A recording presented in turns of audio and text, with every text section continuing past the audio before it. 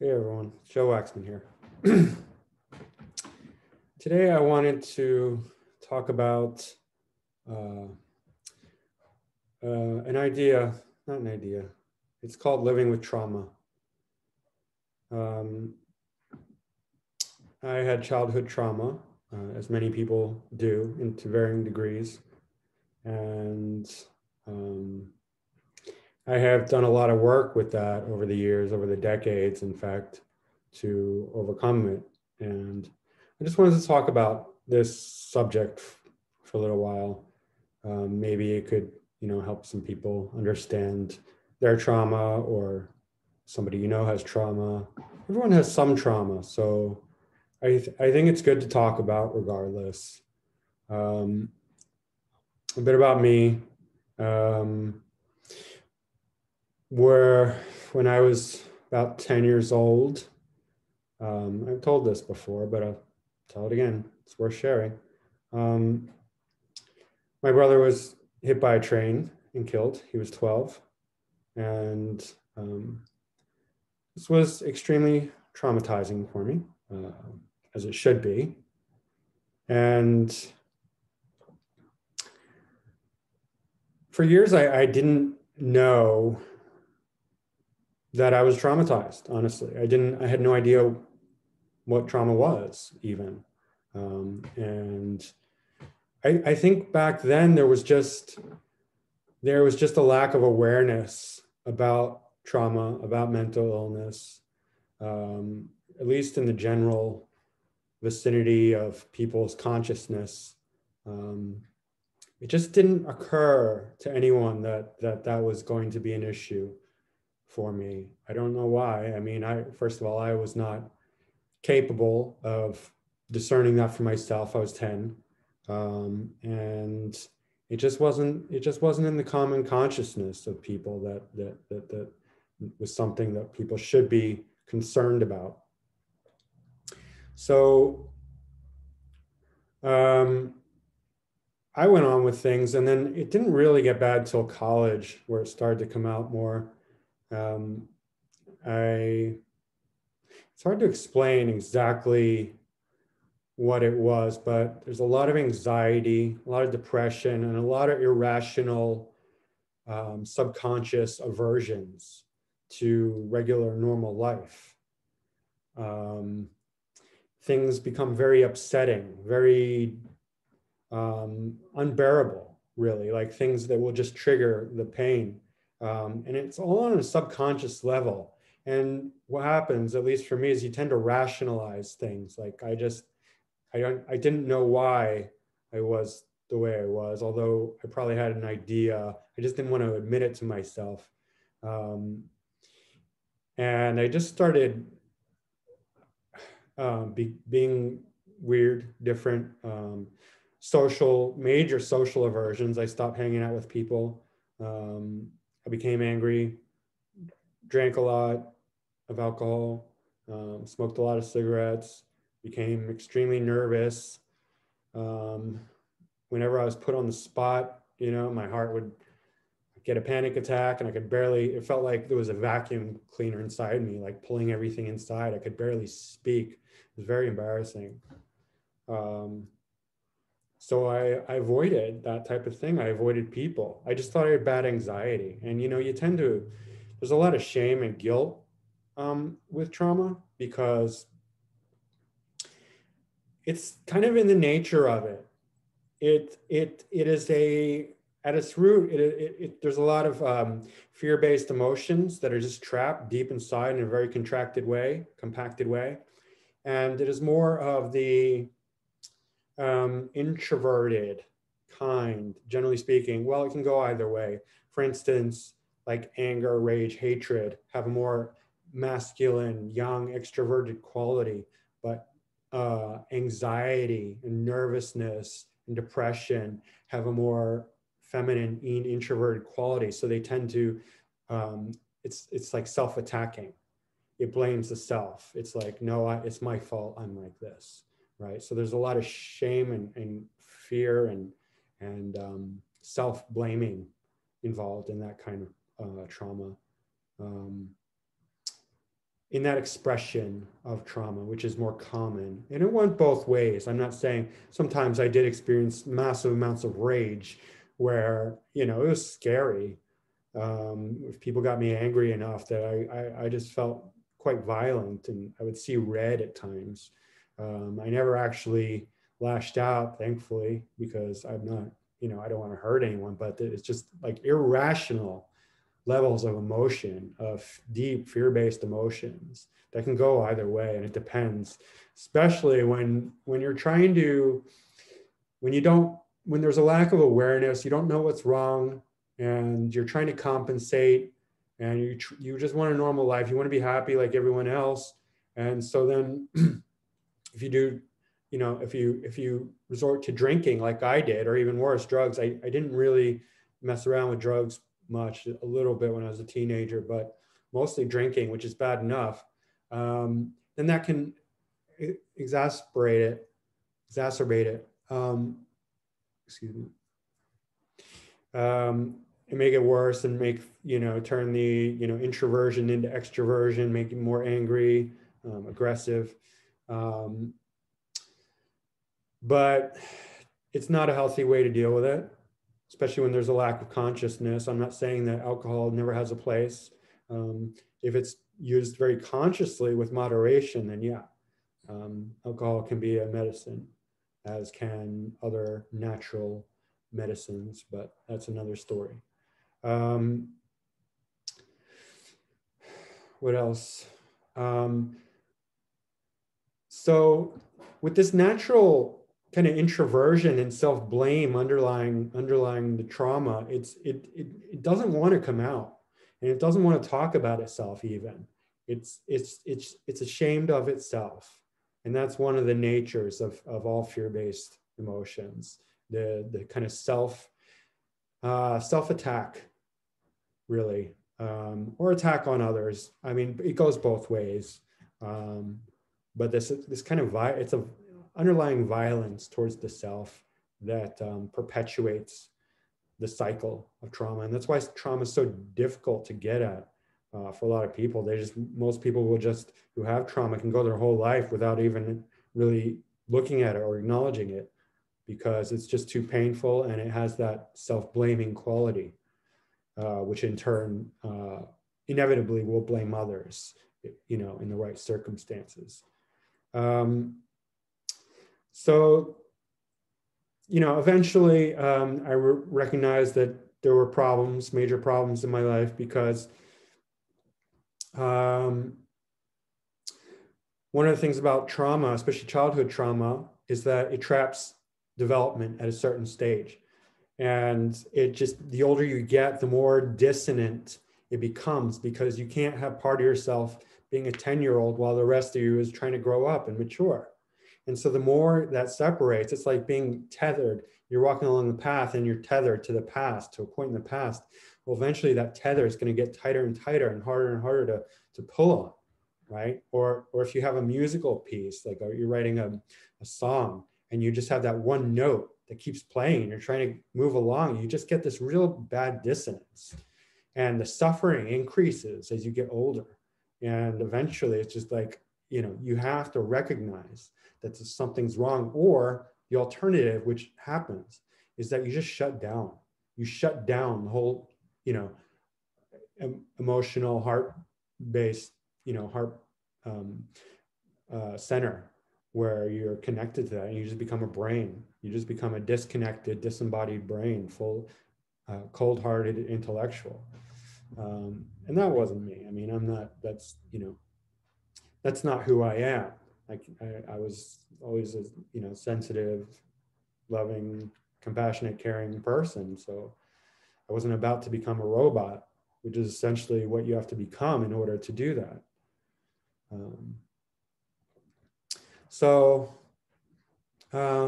Through circumstance, I met my teacher, Vanessa, and I learned a ton through her, and started working on it. And over the years, it just became more and more consciousness around the trauma. And eventually it cleared up. I went through this more in detail in another video, so I'm not really going to go too deep into that here. I just want to give some background about my own path through trauma. This is more about trauma itself and how to work through it. So yeah, here I am. I'm not 100% healed, but like one of my heroes, Claire Wineland, says, "Don't wait till you're fully healed to start serving humanity." And I'm ready to do what I can. So here I am, and this is part of healing. This is actually one of the further stages. Once you've gotten far enough in your own healing process, you can start to help others, and that takes you even further, right? So that's what I'm doing here. So what is trauma? And this is all based in my own experience. None of this is book knowledge. I actually didn't study trauma from a book or from a course, or I studied it from decades of my own lived experience and watching others and studying astrology and having, doing astrology sessions with others. And there's a lot to be learned just through lived experience. And in my chart, there's a lot of indications that I know. I know through my own self-awareness that, psychological understanding and understanding of these things, human nature, is within my grasp. Is something I'm good at. I've, Scorpio ascendant, Uranus in Scorpio conjunct ascendant. Uranus is one of the main symbols of trauma. It's also the great awakener. So trauma has another side, which I'll get to. Scorpio is very psychological. My sun and Venus are in the 8th house in Gemini. So it all points to a lot of psychological awareness about these things, these topics. So what is trauma? Trauma happens when there's a sudden shocking event or successive shocking events that are too, the response is too much, it elicits too much of a response, fear-based response in the body, in the system, to handle all at once. So it gets stored. It gets stored in the organs and the nervous system. Essentially, it is the waking up of unconsciousness into subconsciousness. Unconsciousness being completely numb, asleep consciousness in the varying levels of consciousness. Completely numb, asleep consciousness where you don't feel it, you just don't exist, you don't notice it at all. It's completely unconscious. It gets woken up, bam, something happens, an accident, usually very sudden, right? Or successive sudden, like living in war, like not one thing in particular, just like years of just like horrible stuff, right? Or abuse victims, living with an abuser, where it happens again and again and again. It could happen, there's many different ways. And my experience is obviously childhood, but it can happen at any age. Because trauma can be, you can be an adult and have experienced trauma. I don't want to say which is worse, it's just different. I will say that childhood trauma is severe because it traps the development at a very early, immature stage. And that's very difficult when somebody's living in an adult body and part of them is trapped in childhood. That's very difficult. So trauma is this sudden event or successive sudden events that elicits too much of a fear response for the body to handle. So there's dissociation, which means that the fear is the awakened fear, which is now subconscious, unconscious going to subconscious, is trapped in the body, in the organs, and in the nervous system throughout. And it's existing on a subconscious level. We're not fully aware of that, and that's the problem. It's driving us from the subconscious. It's pushing us to do things subconsciously. We don't understand ourselves. We don't know why we have certain reactions. We don't know why we behave certain ways. When I was put on the spot, my anxiety was out of control, right? And I was drawn to drink, not just a little, not just socially. I would get drunk a lot, right? Just to deal with it. And I was alone, and people didn't like me, and I didn't like people. It was just like this natural. It didn't start out that way, but it became progressively worse. There's just this aversion. It's like, it's subconscious. You can't identify it. You just feel it. You feel the results, but you can't get the full, you can't wrap your conscious mind around the full reasoning behind it. You just know, like, I have to do this. I have to do that. I can't be there. I have to leave. I have to, I have to take care of myself. And you can't explain it. You just do it. You know you have to do it, right? So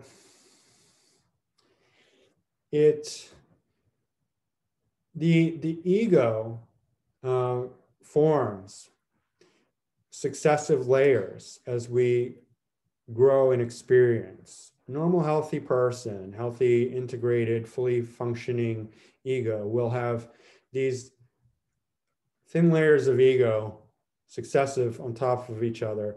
And as they get older, there's more and more layers. And there's a natural, each layer is thin and well maintained. And that means there's a certain translucence about them. The light of the soul can shine through in ways that appear natural. Ego is never, ego is ego, but there's healthy ego, healthy functioning ego, and non-functioning, non-healthy ego. What trauma does to the ego is it creates a very thick layer of ego. Now you can imagine if you try and shine the light of consciousness through that thick layer of ego, it's not much is going to come through, if any at all. It depends. And there can be many thick layers depending on what happened, or just one really thick layer, right? So there's different ways that can happen. And the ego layers are essentially the layers of the mind. And that's why we can have mental compartmentalization. And that's why we can have split personalities. And that's why we can have all these various schizo means split, schizophrenia, schizoid, schizotypal, all the mental illnesses are all trauma-based, usually. Unless you're born with it, it's most likely caused by some kind of trauma. This is a generalization. I'm not going to, if there can be exceptions, I'm not talking about everyone, but generally speaking, I believe, and for what I've seen, most mental illnesses are trauma-based because of the nature of the mind. The nature of the mind is to divide. It divides itself. That's what we do with our thinking, with our brains. The nature of the heart is to unify, which is interesting because we say, like, when we have like a painful love experience, we say, oh, I'm brokenhearted. Actually, the heart never breaks. It's the mind that breaks. Actually, the mind fractures, the mind compartmentalizes. The mind can be broken and compartmentalized, by the way. That's what MK Ultra is. They understand this, these dark occultists, and they figured out that if they can traumatize people, they can divide the mind up into sections and create multiple subconsciousnesses and program these subconsciousnesses that alternate between the conscious and subconscious. So you can just trigger a person and they'll flip the switch, flip the script into another subconscious subfolder of the mind. So they're programming the mind like they program a computer. That's what MK Ultra is. But these things happen naturally, organically through trauma. And that's what the various mental illnesses are, depending on how the mind becomes fractured, right? And the fracturing is the ego. When the ego develops a really thick layer through trauma, it could be one trauma or many successive traumas. And these traumas, you can imagine, vibrate at different frequencies. That's why one of the main symptoms, not main symptoms, a regular symptom of trauma is intrusive thoughts, very violent, intrusive thoughts, because this is the egoic layer, the thick, traumatized egoic layer vibrating at a very dense, heavy vibration, and sending up these vibrations into the mind. And that's what these intrusive thoughts are, right? If you've ever experienced this, you know what I'm talking about. If you have not experienced this, you just don't know, right? And that's how I know, one of the ways I know that we are not our thoughts, because I've looked into this. I've studied spirituality. I've studied my own experience. I've had these very, the other side of trauma is awakening. When you heal trauma, to the extent that you heal trauma, you become awake to a certain extent in relation to that trauma. You go through gnosis. And here's a little anecdote. What is gnosis? Well, it's when you receive knowledge and you say to yourself, I gnosis. Okay, that's a joke. I gnosis. That's what gnosis is. I gnosis. Anyway. Yeah, that's the other side of trauma. And that's actually the ultimate goal of trauma, is to awaken, to learn a deep and profound lesson through personal lived experience. And that's real learning. That's real education. Real knowledge happens on a soul level through experience. If you're not going to experience something, really fully experience, you're not really learning it. That's real knowledge. So that's what gnosis is. When you're taking something, when you're taking unconscious, waking it up, bam, through a sudden event where all this unconscious becomes subconscious, a large amount of subconscious, right? Traumatized. You can't deal with it all at once. Then through the work, through spirituality, through self-awareness, through getting to know yourself, through therapy, through learning to emote without believing the thoughts, through all the processes, which I'm going to get further into. Then we come to full consciousness. And the full consciousness is self-aware. With full consciousness, you automatically know. That's what gnosis is. You just gnosis. And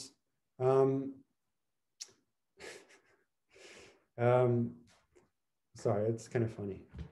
But that this self-conscious is self-effulgent, meaning that it's light. It has its own light.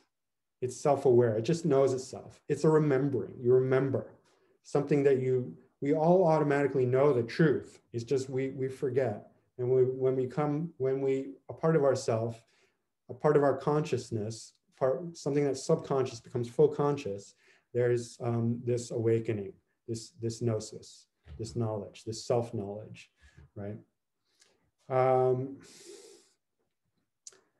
So let's see. I wrote a bunch of notes here. Anxiety, depression, negative emotions. These are all fear-based, what I call fear-based. And that's when the unconscious wakes up into subconscious, it's not fully awake, it's subconscious. It's all fear. It's all fear-based, right? And one of the things about fear is that it can go back to sleep. Like, I don't know if you've ever had like a pain that sometimes turns into numbness, and then you pay attention to it and it turns itself on, it wakes up and it's painful. This is an energetic, that's how you know that's a subconscious energy. It's not fully conscious, it's not fully unconscious, it's subconscious, and it's wavering, pulsating between being awake and being asleep, because when it's awake, it's very uncomfortable. It's full of pain. It's full of discomfort. It's painful. It's uncomfortable. It's shameful. It's all the negative fear-based emotions, which, by the way, can transmute into one another. That's why I say fear-based negative emotions, because they're all essentially the same thing, and they move between one phase to another. They can turn themselves off. You can feel nothing, and that's numbness, that's hardness. But there's no life in that. There's no joy in that. It's a deadness. It's a dead feeling.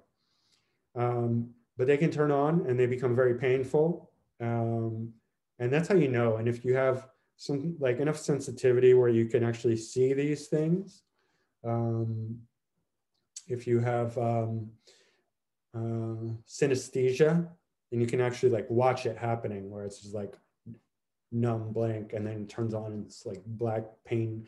But yeah, that's a sign that you're onto something, and pay attention to that. Dive into that with your consciousness, because that's how you make subconscious full conscious, and that's how you can wake that up fully and receive that gnosis, the message, the knowledge that it contains. Okay. So yeah, this process of unconscious to subconscious to full conscious is the process of awakening. That's what trauma serves us. And that's why Uranus in astrology is such a symbol of trauma, because on the negative side is trauma. On the positive side, it's awakening.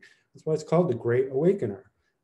It's like shocking truth, the shocking truth. At first you become shocked, then you find the truth once you work through the whole layer, right? From a karmic level, these are all things that we have agreed upon before birth, right? So that's the bigger picture about trauma.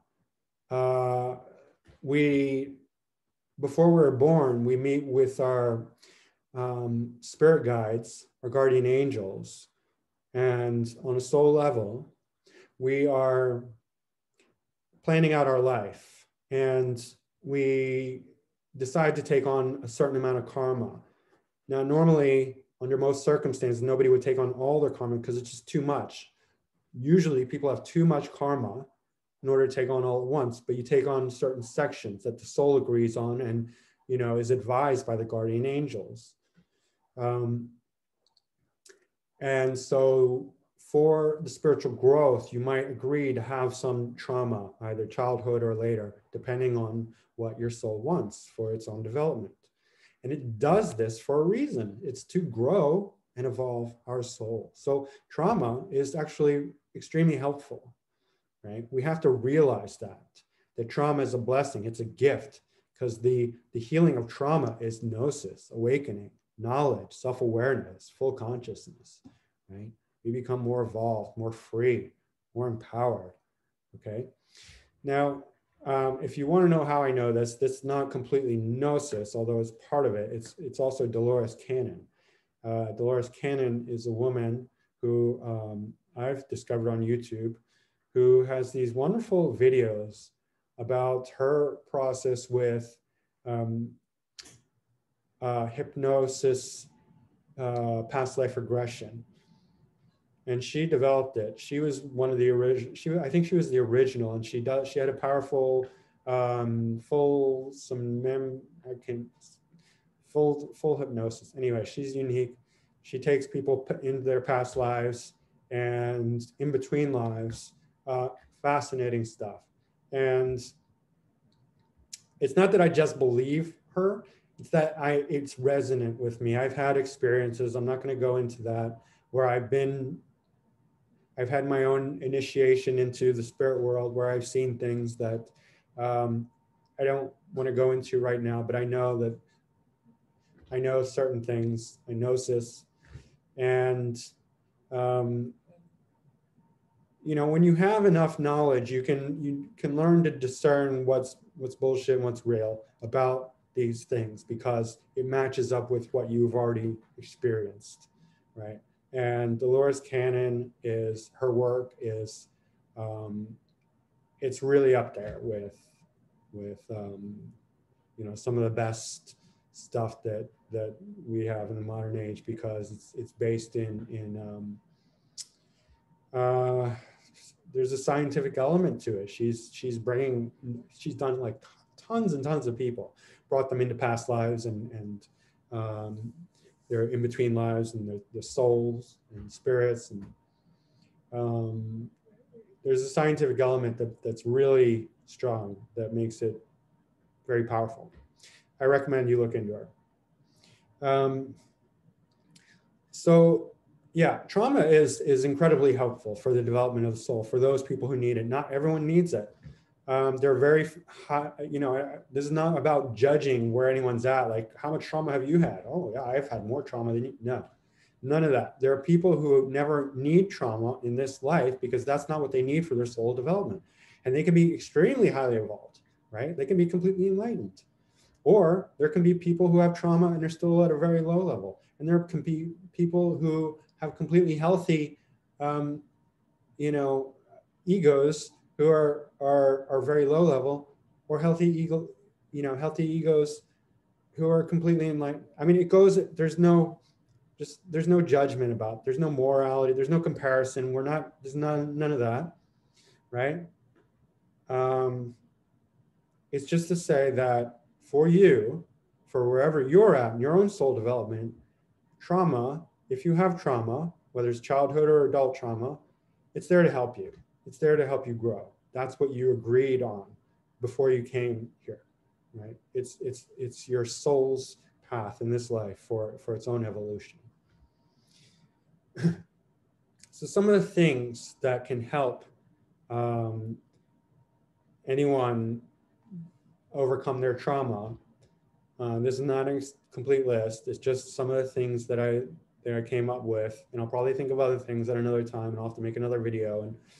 But these are what occurred to me now. Number one is meditation. Learn how to meditate, and by meditate, a lot of people have erroneous ideas of meditation, and I should make a meditation video that describes the most effective meditation that I know of, according to me. You know, people might disagree. That's okay. It's more like Vipassana meditation, where you're not using your mind to do anything. You're just observing. You are the guest, not the host. You are passively watching your breath, your sensations, whatever comes up. You're just watching passively, and you're observing, and you're bringing all your awareness to follow your breath and to pay attention to whatever sensations you have in your body, and you will tap into your energy. The more you do it, the more aware you will become. You'll tap into the trauma. You'll tap into the pain. You'll tap into the stagnation. You'll tap into your anxiety, and you'll feel the blockages throughout your body. And just your awareness will heal them. You give it time. It's not going to happen overnight. But every minute of full awareness where you're getting into that, you're not believing the thoughts, you're not paying attention to the thoughts, you're paying attention to the experience.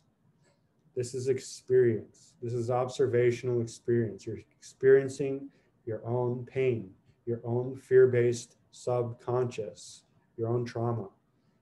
And when you experience that with your awareness, you're healing it, right? Know that. Know that every moment you give to that experience, you're healing it. And it's a long process, but it has to happen. There's no choice. You don't have a choice. There's no bypassing it. You can't kill yourself and get away with it. I mean, it not just worsen, that makes it worse, that compounds it. There's no way through. Just accept that you have to work your way through it, because you can't do otherwise. You can't drink yourself away from trauma. I tried. You can't do drugs to get away from trauma. You know, a lot of people have tried that. You can't have sex away. You can't fuck your way away from trauma. You know, like, there's nothing you can do. You can't run away. You can't go to the gym and run away from your trauma. You can't do anything to get away from your trauma. The only thing you can do is experience your trauma. That's it. So that's it. Be passive. Be the guest, not the host. That's the best meditation. That's the most powerful, because that's shining the light of your awareness, not using your ego, which is your mind. If you use your ego is just going to claim ownership and be like, I'm going to heal my trauma. You're not healing your trauma. You are allowing your trauma to be healed, right? You are using your awareness to shine the light the subconscious unhealed trauma. Okay, that is as powerful as it gets, because your awareness is a light. It's like the sun, and the subconscious are like little sprouting seeds. They need the sunlight. So shine the sunlight of your conscious awareness on your fear-based, painful trauma. It's not comfortable, but it's not supposed to be comfortable. Just don't believe the thoughts. Just dive into the discomfort. Suck it up. Just be uncomfortable for a little while. Just because the other side of that is freedom. The other side of that is comfort. And you're either going to live with your subconscious discomfort for the rest of your life, or you're going to face it. Which is easier? Which is better? I mean, I know my choice, and I can, it's just there's no comparison. It's far, far better to be uncomfortable for a little while and be free from that for the rest of your life than it is to deny that and live with the consequences of dragging around your little messed up, traumatized 10-year-old self through your adult life, right? And passing that trauma on to your kids and your loved ones. That's not right. If you carry that trauma into your adult life and are unwilling to face it, and you have kids, you're traumatizing them, guaranteed, 100%. Okay, that will happen, and that's not fair. Don't have kids if you're not willing to face your own trauma. Okay. Seek therapy, but here's a disclaimer, not a disclaimer, a caveat or whatever.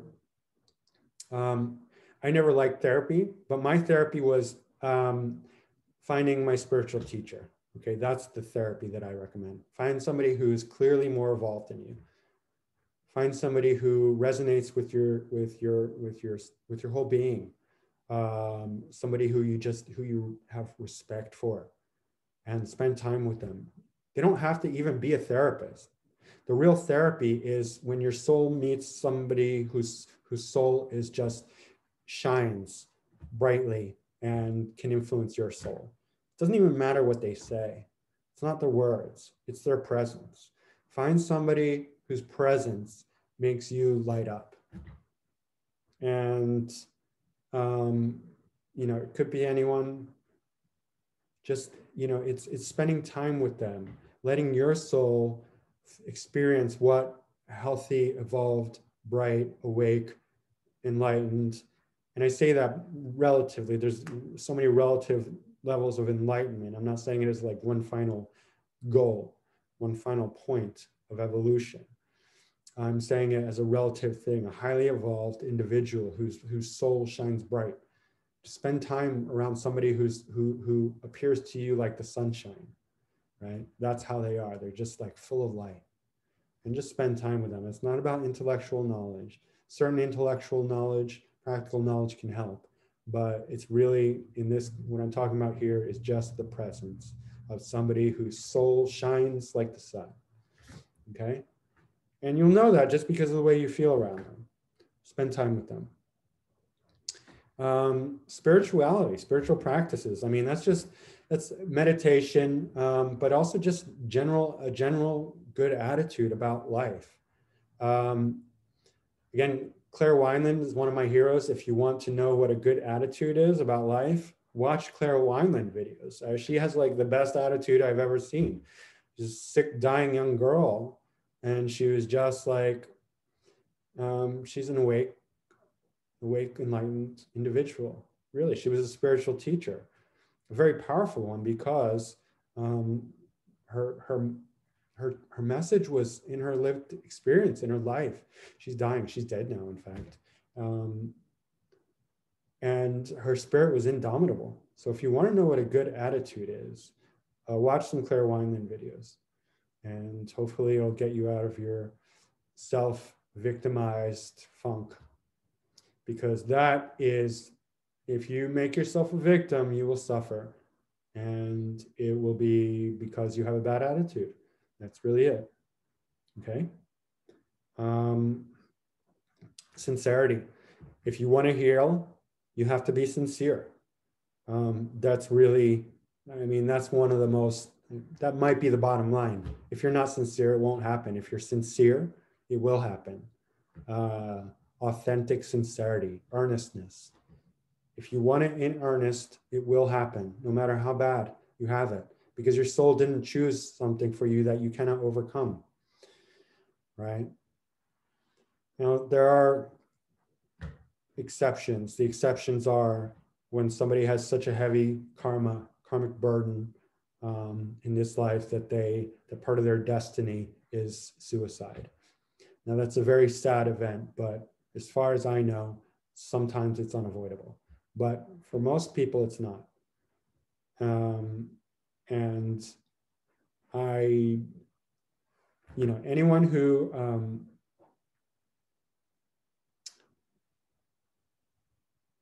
hasn't done that yet, who's still alive, there's 99 point, I don't even want to say that, it's almost, because I don't want to say like that there's ever an excuse to do that for people, for anyone watching. I don't really think there is, but sometimes certain people don't have a choice. So, because I don't want to condemn anyone who's already crossed over from that, doing that. But there is a karmic, there's karma attached to that too. So you're actually, those people actually add on to their karma, but sometimes it's inevitable. And it's their suffering is increased because of that in the spirit world. Anyway, self-inquiry, really using your mind to aid the process of uncovering, like asking yourself, who am I? What am I? And really, like, you can write it down and just be real, just be honest, like find out who you are, what you are. Don't, people just get into intellectual masturbation with these kind of things where they're just like write down all these like fancy sounding intellectual bullshit answers and they're happy with themselves. That's intellectual masturbation, right? It's not going to satisfy anyone else unless other people like intellectual masturbation. It's really just self-satisfactory bullshit. What self-inquiry really is getting down into the experience of who you are, using your mind to dig deeper into who you are, really. No bullshit, no nonsense, who you are. And it's not the intellectual nonsense. It's not the idea. You're not going to come up with some fancy sounding answer that is real, that is going to do it for you. It's an experience, experiential. Get down into your experience. Get down into earth, right? With your whole being, where you can feel it, right? That's self-inquiry, right? Don't get caught up into intellectual bullshit. That's not going to help you anyway. That's not going to help you heal, right? Prayer is another one. Kind of like a sister to meditation. Ask your God, your angels, your spirit guides, your guardian angels, however you term it, however you imagine it is, right? However you feel it is, whatever you feel like the higher power, whatever words you want to put there, or if there's different, however you see it, ask for help. Because if you ask for help, you're opening yourself up to help from these beings, from these angels, from these spirits. They're real. We actually have, according to what I know and what I've experienced and what I believe, we have at least one guardian angel, each one of us, and sometimes more, right? And generally they don't get involved. They probably get involved where we have made agreements with them for certain destined purposes. But generally speaking, they don't get involved unless we ask them to. If you need help, ask for help. And seek help even with in the flesh, with people, because unless we can receive, we can't give. And nobody's an island. This is not about individual egos, because that's illusion. That's just ego bullshit, right? We're all the same. We're just unique expressions of the same thing. So ask for help, because you're just prolonging your misery if you're not asking for help. Ask for help for people in the flesh. Ask for help from spirits. Ask for help, because once you heal, then you can be the help that other people need to ask for. That's the way it works, right? We are all part of each other. We are what's the interdependent, not codependent, not independent, interdependent, where we are all independent, but we at the same time rely on each other and all help each other, right? That's the highest. Singing and dancing. Believe it or not, that's such a great way to help get out emotions. Singing, dancing, listening to healing music that is has a higher vibration, not like low, heavy music. Not unless you need to resonate with that for a little while. Like if you need to scream, yeah, okay, fine. I used to listen to. Sometimes I would. Okay, full disclosure.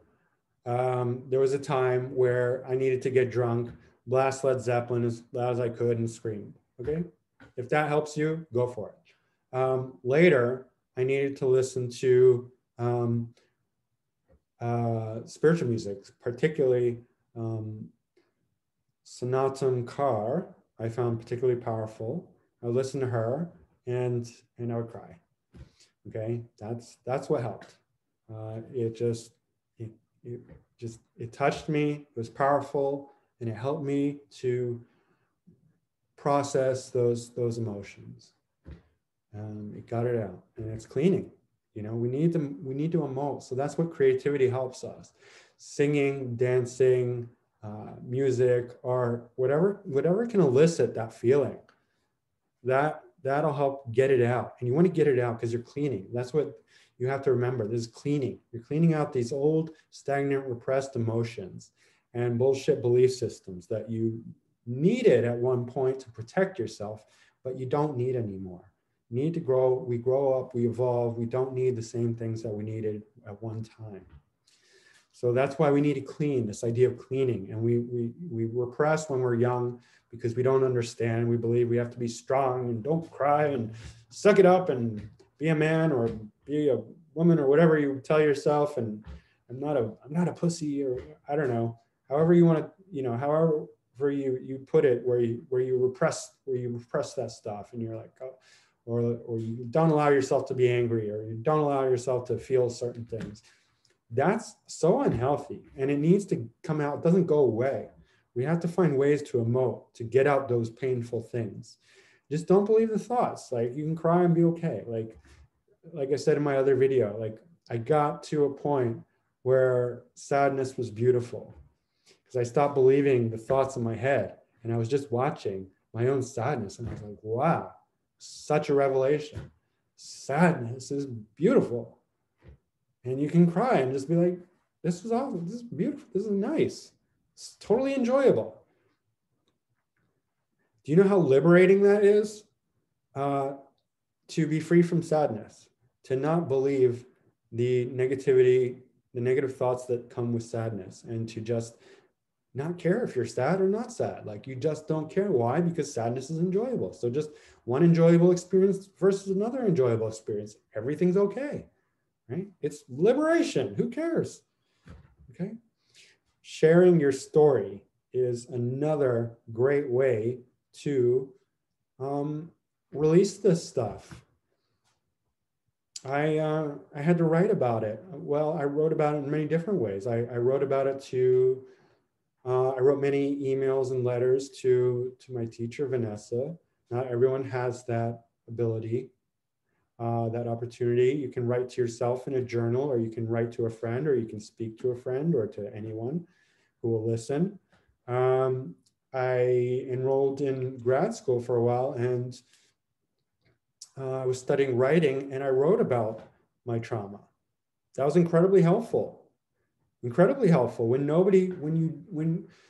you have that self-attacking trauma that's ashamed and guilt-ridden and doesn't want to acknowledge itself, and it just holds on to its own pain deep inside, stagnating. And then you can share that. You can find the courage to share that. It's liberating because you've never told anyone, and you're always afraid that people are going to judge you and reject you and misunderstand you.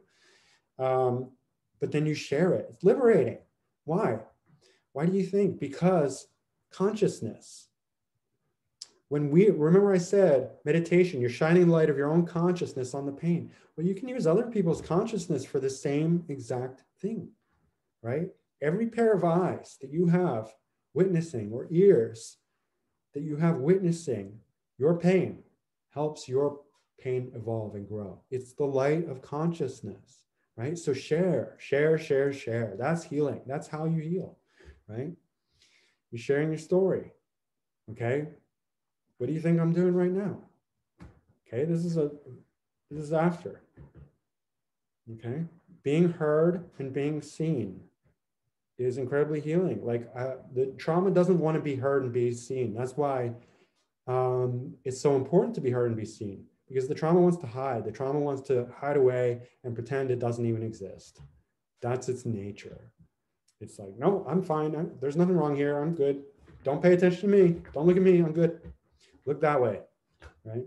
Because it doesn't want the eyes. That's the trauma speaking. That's the trauma putting up thoughts, right? We don't have our own thoughts, by the way. We don't have personal thoughts. We have our egoic layer, thoughts of coming from our egoic layers, whether they're vibrating very harsh, rough vibrations from thick layers of trauma, or nice vibrations from healthy layers of ego.